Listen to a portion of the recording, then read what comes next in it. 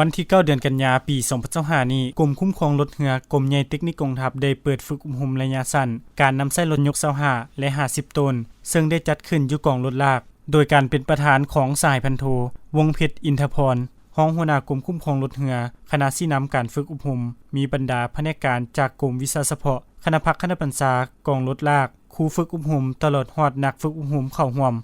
สหายพันโทวงเพชรอินทพรได้ให้ฮู้ว่าการจัดตั้งฝึกอบรมในครั้งนี้ก็เพื่อพันขยายทิศสินำของคันเทิงในการอบรมให้พนักงานนักขับขี่รถวิชาเฉพาะจำเพาะรถยกอยู่บรรดากรมกองขึ้นกับและกรมกองที่ประกอบรถยกให้เรียนรู้การนำใช้การบรบัดปกปักรักษารถยกรุ่นใหม่ทั้งเป็นการยกระดับความรู้ความสามารถให้แก่พนักงานวิชาเฉพาะจำเพาะเทคนิครถให้มีความลึ่งเคยสำนิสำนานคล่องแคล่วกับพาหนะรถรุ่นใหม่และรับประกันรอบด้านแนวใส่เฮ็ดให้นักฝึกอบรมกำแน่นด้านทฤษฎีระเบียบหลักการขั้นตอนของการนำใช้พาหนะรถยกตัวจริงพร้อมทางรู้วิธีการคุ้มครองนำใช้พาหนะรถรุ่นใหม่ที่ทันสมัยสามารถนำใช้รถยกได้แท้จริงและรับประกันความปลอดภัยได้